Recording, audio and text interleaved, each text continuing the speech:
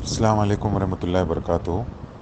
उम्मीद करता हूँ सारे ग्रुप के तमाम भाई बहन खैरियत सलामत से होंगे अल्लाह के फजल करम से।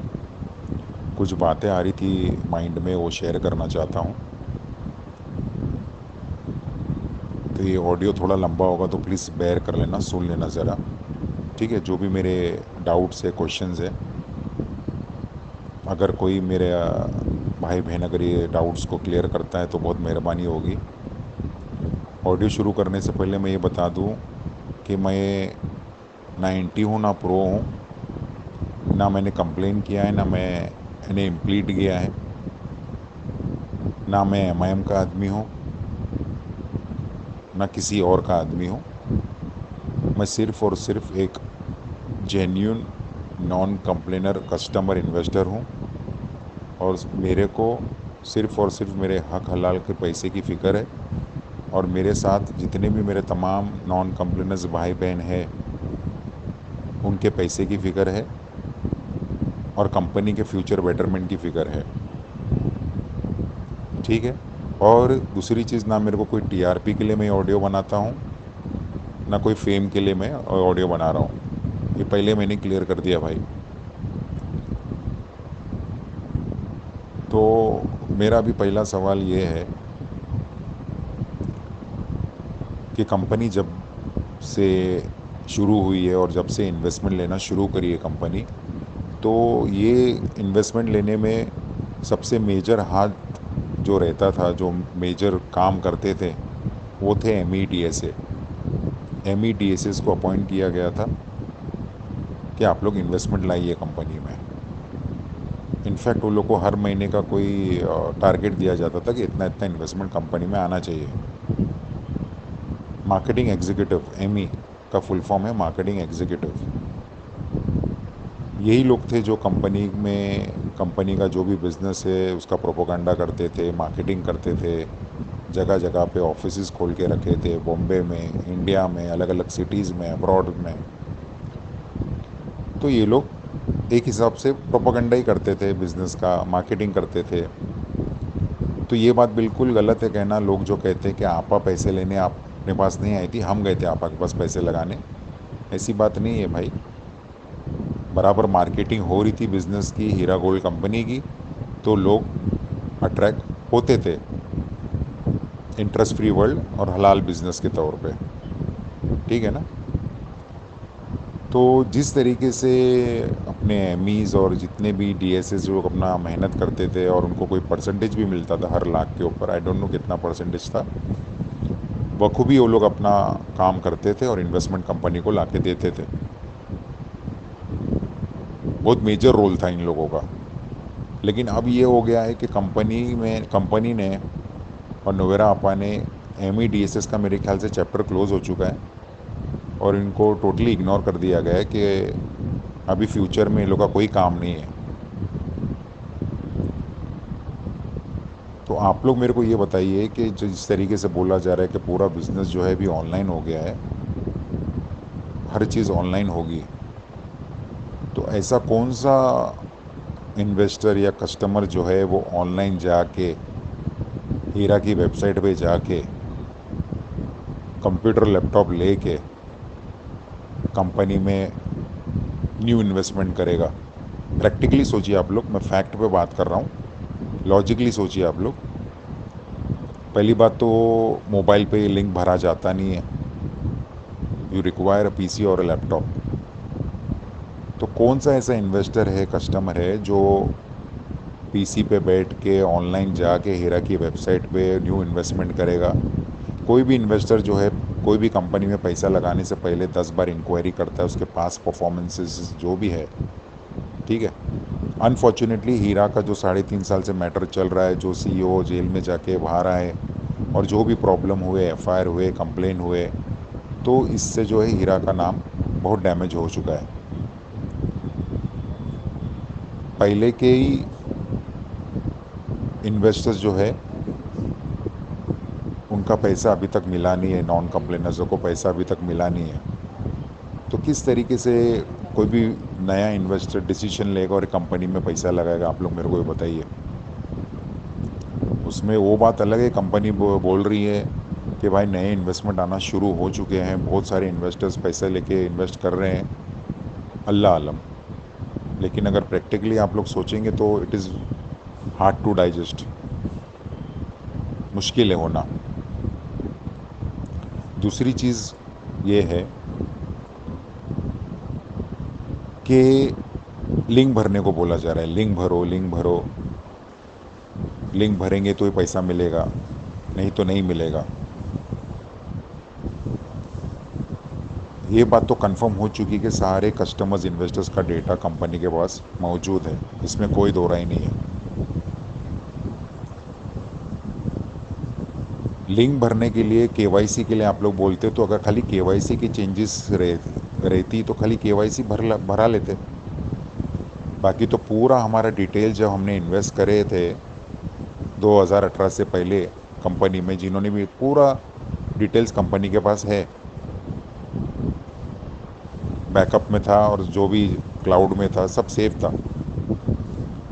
अब बिना टर्म्स एंड कंडीशन जाने, बिना टर्म्स एंड कंडीशंस जाने लिंक भरने को बोला जा रहा है, लिंक भर दीजिए।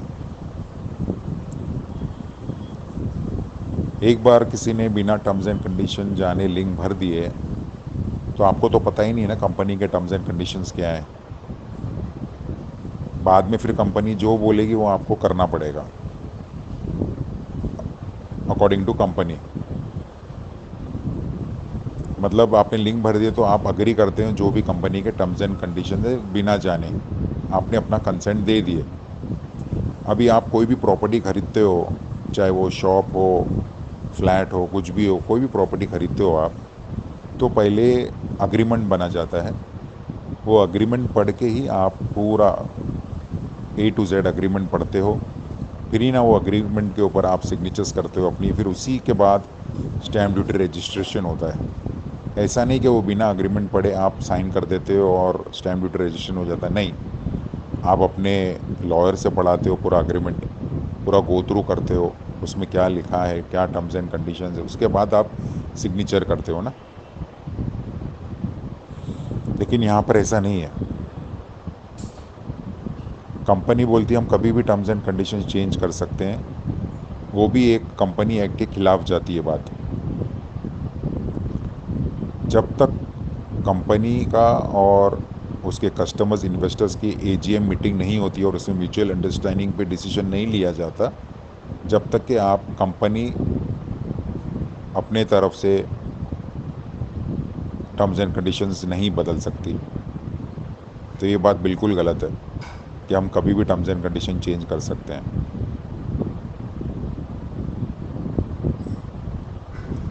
जो लोगों को इन्वेस्टमेंट करने के टाइम पे एमी लोग ने बताए थे कि भाई पेमेंट थोड़ा बहुत डिले हो सकता है, प्रॉफिट एंड लॉस शेयर करना पड़ेगा, लेकिन ये किसी ने नहीं कहा था कि कैपिटल अमाउंट आपका जो भी प्रॉफिट मिला है वो काट के दिया जाएगा। कोई भी टर्म, पहली बात तो किसी ने टर्म्स एंड कंडीशन किसी को बताया ही नहीं था। जो लोग बोलते हैं कि आप लोग को टर्म्स एंड कंडीशंस पूरे वो बता दिए गए थे, वो जान के आपने किया है, बिल्कुल गलत बात है ये। जो वर्बली जो MEDS से जो बोलते थे यही चीज़ बोलते थे और उस पर लोग अग्री करके साइन करते थे। नोवेरा शेख आपा बोलते हैं कि जो भी लोग कंटिन्यू करेंगे उनको 12 महीने के लॉक इन पीरियड के बाद उनका फुल टोटल कैपिटल अमाउंट दे दिया जाएगा। काफ़ी सारे इंटरव्यूज़ में आपा ने बोली ये चीज़ को, आप सबको पता होगा। तो आप लोग इमेजिन करो कि 12 महीने के लॉक इन पीरियड के बाद में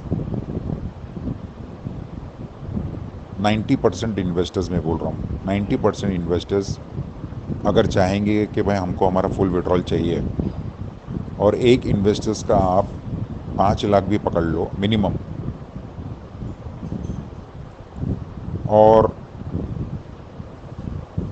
काफ़ी सारे इन्वेस्टर्स तो अभी विड्रॉल मार के कंपनी से हट गए, तो अप्रॉक्सीमेटली पकड़िए आप 1.5 लाख इन्वेस्टर पकड़िए कंपनी में, तो 1.5 लाख इंटू 5 लाख करिए आप, इस कैलकुलेट करिए कितना हज़ारों में अमाउंट जा रहा है, कितने हज़ारों में अमाउंट जा रहे हैं। तो क्या 12 महीने के बाद अगर 90% लोग टोटल विड्रॉल मारते हैं तो कंपनी की क्या कैपेबिलिटी होगी कि इतने हज़ार अमाउंट उनको दे दिया जाए विद इन 1 ईयर? क्या पॉसिबल हो सकता है? बहुत मुश्किल लग रहा है कि लोगों को उनका कैपिटल अमाउंट दे दिया जाएगा बिना काटे, जैसा आप बोल रहे हैं। बहुत मुश्किल लग रहा है, इतने हज़ार करोड़ देना बहुत मुश्किल। तीसरी चीज़ ये है कि अगर सपोज़ कंपनी में स्मूथली रन कर रही है कंपनी, सब कुछ अच्छे से चल रहा है with in this next 1 year, तो आप लोगों को क्या लगता है कि जो एंटी हीरा वाले हैं, जो बोला जाता है कि एमआईएम ने पूरा तबाह और बर्बाद कर दी, पूरी कंपनी बर्बाद होने के पीछे एमआईएम का हाथ है, तो ये एमआईएम वाले और जो भी एंटी हीरा वाले हैं, ये लोग क्या चुप बैठेंगे? ये चीज़ की कोई गारंटी है कि आपा को स्मूथली काम करने दिया जाएगा? वो लोग वापस कोई प्रॉब्लम क्रिएट नहीं करेंगे आपा के लिए और कंपनी के लिए? इसकी कोई गारंटी है भाई? नहीं है ना। कुछ भी हो सकता है, कुछ भी कर सकते हैं ये लोग,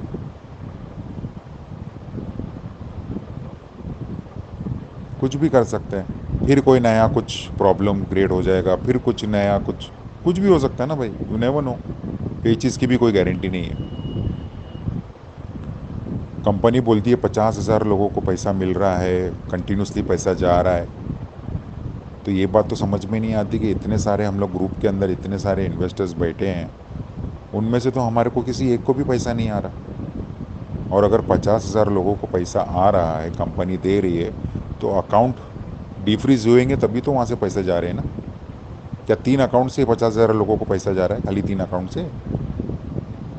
ये भी सोचने, गौर फिक्र करने वाली बात है ना, सोचने वाली बात है। तो ये सारी बातें हैं, अगर ये सारी बातों का अगर कोई ऑथेंटिक, अगर कोई लॉजिकल जवाब मिल जाता है तो बहुत अच्छी बात होगी। प्लीज़ कोई बुरा नहीं मानना ये ऑडियो के लिए, ठीक है? जो करंट सिनारियो है उसको मद्देनज़र रखते हुए, जो करंट सिचुएशन है उसको मद्देनज़र रखते हुए मैंने ये पॉइंट डिस्कस किया हूँ। अल्लाह हाफिज़।